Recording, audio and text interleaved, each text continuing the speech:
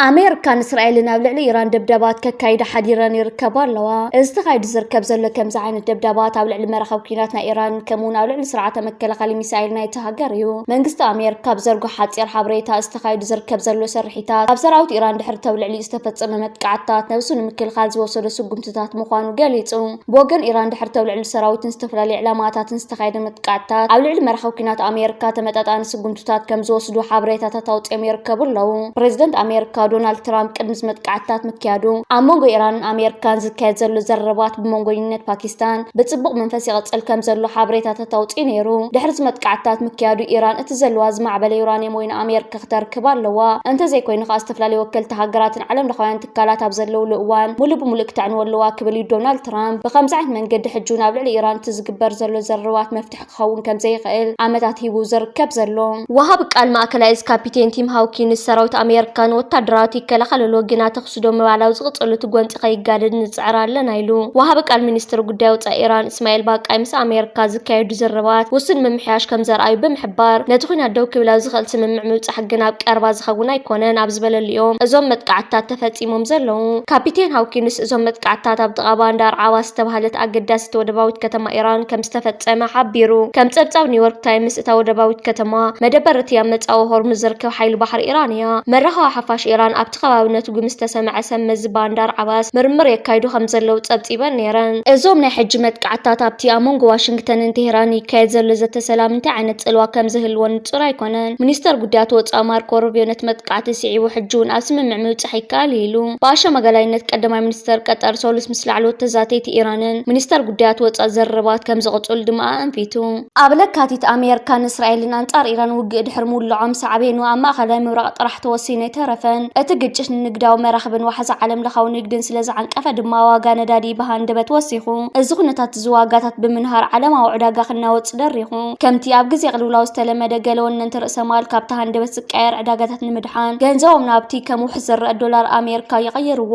እዚ ስጉምቲ እዚ ኣብ ኩሉ ሸርፍታት ዓብይ ጽል ዋሕዲ እዩ ኣብ ገሊኦም ዋጋታት ክወርድን ከሎ ኣብ ካልኦት ድማ ዘይምርጋእ ተራዩ ገለ ውሕዳት ግን ሓይሎም ኣደልዲሎም ዋጋ ነዳዲ ንኩሉ ሰብ ይጸሉ እንተኾነ ምንዋእ ሸርፍ ገንዘብ ንጽሉእ ከጉልሖ ወይ ከጉድሎ ይኽእል ይብል ሓላፍ ትካል ምኽሪ APCE ኬላ ቁጠባ ኣንደረ ፐርፌክቶ እዚ ምስቶም ንኹነታት ቁጠባ ጸሉ ካልኦት ረዋሒታት ተደሚሩ እዚ ምንዋእ ሸርፍታት ነፍሲ ወከፍ ሃገርን ዜጋታትን እንታይ ጽልዋ ኣለዎ ቀረባት ጻዓት ብፍላይ ነዳዲ ካብ ወጻእ ዘእትዎ حيال هاجرات بسنك شرف جنزب أو كبيت سقط ودي غني ركبا كم هندي إندونيسيا فيلبينز تايلاند جبس إذا مثل هاجرات عبدنا نايزو خينان بسنك العلوا جان زادن حزر شرفوت عن حج سقط يقات من هالو إذا تزيد مانة بدولار استتمن عداقات نايم خفال وتعيتات عبيو إتون بسنك معت أو مت أو هرمز تسألو ندادن كالو شقطات واقوم بدولار يزتمن نحن تهاجر شرف خوردن كلو كاوت عزات وشقطات فريات زيادة خوراتي خونو إزد مخابت عاد جمير كاكسكا بلاستيك ندخ عند كل يسألو نواقات مقبن حالقت نجراتن ينهرون أبهن دروبي وجق كاب جمرات حزم $1 كنت أتقارن كله بحمش ميتاوت وريد واجا ندادي أبزو صغل دم درج إنه وردي قتلالو شرف بات يراه هندقد مجتشت مجمارون دكم كوانتن برا أتوقع جنة الزناور قطبا وخنة زيادة قولو حجيرو قال ما خلي بنكتات نواجا شرف هاجرم نمدقاف ولد بموسخن كابزلهم $1 عقور جنزب بمشات الملاشي بمالو باكي إندونيسيا نظام كلتا سقمتات بموساد انت على بروبيان معباي بترقا قام $1 شيطن ناجزار الشرف يعدقن علو ولد كوسخن كله سبات بتزغمت أو جنزب لعل مقصبي رخو كان تخنو كم ناي جزال قحن كالعداتات نمملاس خفل وتصعيتات جني وسخ إذا خمزيلين كلو منفساو مرح إيران آياتولا مجتبى كاميني حدش متنقط تسمعو نا إيران العلوى منفساو مرحان آياتولا مجتبى كاميني هاجرات وشمت داقيمنو تدرو معسكرات أمريكا والتا كخونا كم زي خلان حبرات منقستات أمريكا ون أبتزوا داقيمو حسم عقاب خمزي هلواك قال هيبو إذا خاو العلوى مرح إيران استسمع برطع مقلتي عم منقست إيران حبرات منقستات أمريكا نزلو بوليتيكا وطرفنا حدش معرف زي سقاقرن أبزوا ما خلا مراء زركا وهاجرات وشمت ون كابتو قونت إنت أكخونا خمزي خلازم الكتب مخانو عالم لخو شغلوت فتير اللون ኣሜሪካዊ ሴኔተር ሊንዲዝ ግርሃም ኣብ መንጎ ቴህራንን ዋሽንግተንን ስምምዕ ክግበራዊ ፃዕረሉ ዘሎ እዋን ስዑድ ዓረብን ካልኦት ሃገራትን ማእኸላይ ምብራቕ ምስ እስራኤል ስምምዓት ኣብርሃም ኣኮርድ እንተዘይተፀንቢረን እንተዘይፈሪመንን ብርቱዕ ሳዕቤናት ከጋጥመን ከም ዝኽእል ገሊጹ። ግርሃም ኣብ ማሕበራዊ መርበብ ኤክስ ኣብ ዘመሓላለፎ መልእኽቲ ኣብዚ ንግጭት ኢራን ንምዕራፍ ዝግበር ዘሎ ዘተኸም ውፅኢት ኣብቲ ዞባ ዝርከቡ ዓረብን ሙስሊምን መሓዙት ናብ ስምምዓት ኣብርሃም ንምፅንባር እንተተስማዕሚዐን እዚ ውዕል እዚ ኣብ ታሪክ ማእኸላይ ምብራቕ ካብቶም ኣዝዮም ወሰንቲ ዝበሃል ስምምዓት ሓደ ክኸውን ኢሉ መንግስቲ ንግስነት ሳዑድያ ትማል ኣብ ሲኤንኤን ብመሰረት ዝሃቡ ግብረ መልሲ ሓደ ቅድመ ኩነት ኣቕሪቡ ምህላው ተፈሊጡሎ። ንሱ ድማ ሃገረ ፍልስጤም ክትምስረት እስራኤል ተተስማዕሚዓ ጥራይ ነዚ ክሓስብሉ ምዃኖም ዘንፍት እዩ። እዛ ነገር ካብቲ ጅምበር ክሳብ ሕጂ እስራኤል ተማእዘናን ጠለባታ ናይ ምምላእ መስርሒ ይግበር ምህላውን ክሕበር ፀኒሑ እዩ። እዚ ድማ ዝያዳ ደሪዕዎ ይርከብ። ንፖለቲካ ኢትዮጵያ በቀረባ ዝከታተል በዓል ሞያ ሕገ መንግስቲ ዶክተር አደም ካሴ ንኩነታት ትግራይን ክገልጽ እቲ ኩናት ተጀሚሩ ይብል። ዶክተር አደም ተቀንዲ ዘይፈለየ ተኹሲ መዓዝ ይጅምር ዝብል እዩ። ነቲ ንክልተ ዓመት ዝቐጸለ ደማዊ ኩናት ዝገተአ ስምምዕ ፕሪቶርያ ልዕሊ ዝኾነ እዋናዊ ሓደጋ ዝኣተወ ይመስል። ሕወሓት እቲ ስምምዕ ፈሪስ እዩ ዝብል መርገፂኡ ኣፍሊጡ እዩ። ነዚ ተሓታቲ ዝገብሮ ድማ ንመንግስቲ ፌደራል እዩ። ናይ ቀደም ሚኒስተር ኣብይ ኣሕመድ መንግስቲ ክስካብ ሕጂ ወጋዕ ውሪቶ ይሃበን። ሕወሓት ቅድሚ 6 ዓመት ዝተኻየደ ነቲ ኩናት ከም ሓደ ምክንያት ብዝኾነ መረፃ ንዝተመስረተ ክልላዊ ቤት ምኽሪ ናብ ስራሕ መሊስ እዩ። እቲ ቤት ምኽሪ ድማ ንኣቦ ወንበር ሕወሓት ፕሬዚደንት ክኸውን ከም ዝመረፀ ተገሊጹ።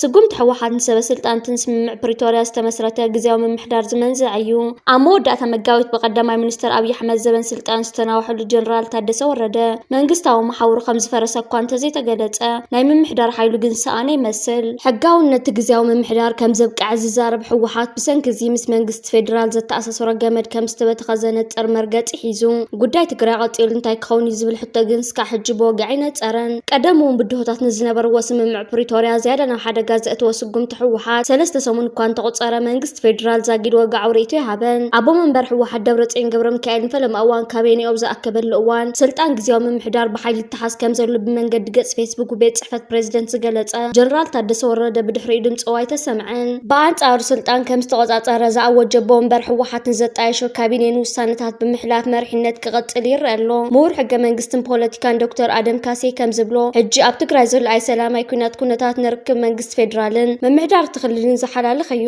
መንግስቲ ፌደራል ኣጣይሸዮን ኣፍልጦ ሂቦየን ዝብሎ ግዝያዊ ምምሕዳር እንተፈሪሱ በየናይ መልክዕ ምስ ክልል ትግራይ ከም ዝረኸባ ይፍለጥን ይብል። እዚ ድማ ቀደም እውን ብዝተወሰነ ደረጃ ጥራይ ናብ ትግራይ ከኣቱ ፀንሐ ነዳድን መሰረታዊ ሸቐጣትን ናብቲ ክልል ከኣቱ ዲ ዝብል ምልክት ሕቶ ከም ዘእተወ የርድእ። ጉዳይ ፌደራላዊ ባጀት እውን ብተመሳሳሊ ዝለዓል ካልእ ሕቶ ምዃኑ ይገልጽ። ግዝያዊ ምምሕዳር ትግራይ ኣብ ዝሓለፈ ሚያዝያ ባጀት ፌደራል ክንደየናይ ከም ዝተቆራረፀ ብዝርዝር ደብዳቤ ናብ ሚኒስትር ገንዘብ ጽሒፉ ነይሩ። እቲ ደብዳቤ ከም ዘመልክቶ ካብ ጥቅምቲ ጀሚሩ ናብ ትግራይ ይለኣኽ ካብ ዝነበረ 17.1 ቢልዮን ብር 8.5 ቢልዮን ጥራይ ተሰዲዱ። ቀዳማይ ሚኒስትር ኣብይ ኣሕመድ ግና ኣብ ባይተ ፌደሬሽን ቀሪቡ መብርሂ ኣብ ዝሃበሉ እዋን መንግስቲ ንትግራይ ዝምድቦ ባጀት ንልምዓት ዘይኮነስ ንዕጡቃት የውዕላሉ ብምባል ከሲሱ ነይሩ። ደብዳቤ ግዝያዊ ምምሕዳር ትግራይ ኣብ መጋቢት ክስደድ ካብ ዝነበሮ ባጀት 50 ሚእታዊት ከም ዝተለኣኸ ጠቂሱ መንግስቲ ፌደራል ኣፍልጦን ዘይሃቦ ካቢኔ መንግስቲ ደብረፅዮን ገብረ ሚካኤል ባጀት ክልእኽ ድዩ ዝብል ሕቶ ንኽልዓል ዝድርኽ እዩ።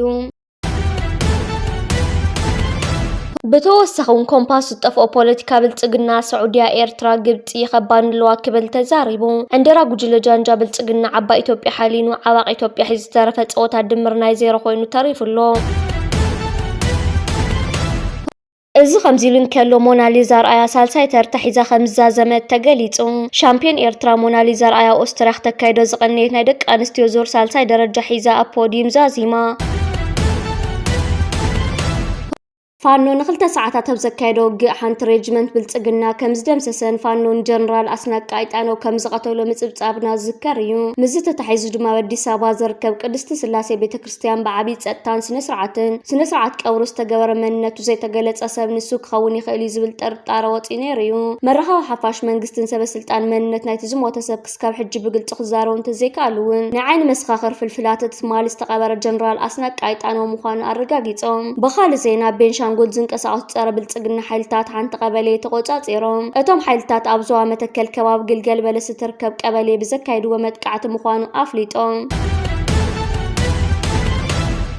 እዚ ከምዚሉን ከሎ ኣብ ከባቢዛታ ኣዝዩ ጽዑቕ ዝተባሃለ ኩናት ይካየድ ከም ዘሎ ተገሊጹ ንንውሕ ዝበለ እዋን ብናይ ብልጽግና ምትላል ተታሊሎም ገለገለ ዕሱባት ተጋሩ ብዝፈጠርዎ ናይ ፕሮፓጋንዳ ወፍሪ ተዓሽዮም ንዓፋር ዝወረዱ መናእሰይ ትግራይ አንጻር ብጾቶም አንጻር ወለዶም አንጻር ዓዶም ንምቅላስ ናብ ትግራይ ተኽሱ ምጅማሮም ተሓቢሩሎም እዚ ተኽሲ ልውውጥ ሎሚ ኣብ ግንባር ደቡብ ከባቢዛታ ፍሉይ ሽሙ ድማ ሩባ ጅልዋን ወይ ከዓ ጽላረ ተባሂሉ ኣብ ዝፍለጥ ከባቢ ኣዝዩ ጽዑቕ ዝተባሃለ ኩናት እናተኻየደ ይርከብ ኣሎ መንቀልት ኩናት እውን ከም ዝፍለጥ ልኡኽ ብልጽግና ዝኾነ ሓራ መሬት ብዝብል ዝተወደበ ሓይሊ ገሊኡ ብጥቕማ ጥቕሚ ገሊኡ ፕሮፓጋንዳ ተታሊሉ ዝተኣከበ መንእሰይ ሓይሊ ኣብ ልዕሊ ትግራይ ክሕደት ብምፍጻም ተደጋጋሚ ግዜ ክፍጽሞ ዝጸንሐ መጥቃዕቲ ዳግማይ ትማሊ ጀሚሩ ሎሚ እውን ቀጺሉሉ ይርከብ ኣሎ ብተመሳሳሊ ትማሊ ኣብ ከባቢ ዋጃ መጥቃዕቲ ፈንዮም ዘየዳግም ስጉምቲ ተወሲድዎም ዋጋ ዘይብሉ መስዋዕቲ ከፊሎም ናብ ዝነበርዎ ክምለሱ ተገዲዶም ነይሮም ይኹን እምበር ብልጽግና ድሕሪ ሕጂ ከፍትብሉሉ ባይታ የለን ኪዱ ተዋግኡ ብዝብል ጸቕጢ ሎሚ እውን ኣጋወጋሕታ ተመሳሳሊ መጥቃዕቲ ብዕሊ ጀሚሮም ኣለዉ እቲ ዝካየድ ዘሎ ውግእ እውን ሓይልታት ልኡኻት ብልጽግና ዝኾነ ሓራ መሬት ከቢድ ዋጋ ኺፍሎም ከም ዘሎ ዝተገለጸ እንትኸውን ብመልክዕ ሕርጓቶ ካብ ብልጽግና ዝተዋሃበቶም ሓንቲ ፓትሮል ዝዓይነተ መኪና እውን ሓይልታት ምክልኻል ትግራይ ካብ ኢድ ዝሽፍታ ጉጅለ ክምንጠል ክኢሉሎ እዚ ከምዚሉን ከሎ ዝተፈላለዩ መርበባት ሓበሬታ ናይ ግብጺ ምስቲ መንግስቲ ቅርበት ዘለዎን ኣብ መንጎ ሓይሊ ባሕሪ ኤርትራን ሓይሊ ባሕሪ ግብጽን ኣብ ቀረባ እዋናት ሓበራዊ ወታደራዊ ልምምድ ክካየድ ምዃኑ ትማሊ ማሲ ፀብፀባት ሒዘን ወፂአን ይርከባ ኣለዋ እዚ ግበር ሓበራዊ ናይ ባሕሪ ልምምዳት ናብቲ ማያት ክመጽእ ዝኽእል ሓደጋታት ንምግታእን ዓቕምታት ናይ ትኽልቲ ሓይሊ ባሕሪ ንምጉልባት ዝዓለመ ምዃኑ ኣብዚ ሓበሬታ ተጠቒሱ ይርከብ ኣሎ ኤርትራን ግብጽን ኣብዚ ሕጂ እዋን ኣብ ዝተፈላለዩ መድያት ዓበይቲ ስምምዓት ከቲመን ይርከባ ክቡር ፕሬዚደንት ኢሳያስ ኣፈወርቂ ናብ ግብጽ ኣብ ዘካየዱ ናይ ስራሕ ምብጻእ ኣብ መንጎ ክልቲአን ሃገራት ወታደራውን ጸጥታውን ኩነታት ዝምልከት ታሪካዊ ስምምዓት ተኸቲሙ ነይሩ እዚ ሕጂ ዝካየድ ዘሎ ከምዚ ዓይነት ልምምዳት ናይ ሓይሊ ባሕሪ መቐጸልታ ናይቲ ዝተኻየደ ስምምዓት እዩ ክልቲአን ሃገራት ካብ መዳይ ውትድርናን ጸጥታን ወጻኢ ኣብ ዝተፈላለዩ ምስ ቁጠባ ዝተተሓዙ ጉዳያት እውን ዓበይቲ ስምምዓት ከቲመን ናይ ግብጽ ኩባንያታት ኣብዚ ሕጂ ንኣትዎ ወርሒ ሰነ ናብ ኤርትራ ብምእታው ኣብ ወደባዊት ከተማ ባጽዕ ሰርሖም ክጅምር ምዃኖም ኣብ ዝሓለፈ መዓልታት ዕላዊ ዜናታት ዘርጊሖም ነይሮም እዚ ተጀሚሩ ዝርከብ ዘሎ ጽምዶን ርክባትን ኣብ ዝተፈላለዩ መዳያት ንኽልቲኡ ህዝብታትን ሃገራትን ዓብይን ኣርባሕን ክኸውን እዩ بتوسخ دم حيل بحر إرترا عبيت هاجرات عالم أدناقوت النار خبيركب حيل بحر إرترا ما يوجزات إرترا سكاب حجز تفلالي عنك فتات ولا كان تجات أمو أتجينا حيل بحر إرترا ما وتطورنا أتوم كم زلوا أستفلالي وانا تجلتيو تمال حيل بحر إرترا إسرائيل مناوي النت أزلق أخوينو أبزح لفوارح دم العدار وعد حموش تجزي حيل بحر إرترا نيمناوي النت ألق قواميو بتوسخ دم حيل بحر إرترا من السودان زدوا كبابتات بورت السودان نودبات مكوت صار علي من بدقة في إمارات إثيوبيان كايروز حسوا وديتات بحيل بحر إرترا السودان فشيليو زحلفوا أنت ذكرون تراقيمكم إمارات إثيوبيان زي بورت السودان ودبات مكوت صار علي من كايروز السنة وديتات بحيل بحر إرترا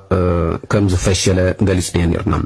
من قصة إرترا إمارات إثيوبيان كبابتات بورت السودان تقاصاتهم أسوار كراق فوزنو برو وطن حبرتاس لزوصحو حيل بحر إرترا وحسنة إرترا بعبي قبل مس حيل بحر ناي سودان بموهات نتي بأنفت بحري كمت زحاسب ناي إمارات إثيوبيان حيلي آب تحت غصصر بمتاو نزي آب لعل بورت السودان كسلان علامة بمبارك كيرزس أن حنا درون متقاعدتاتون بنو تقاصاتهم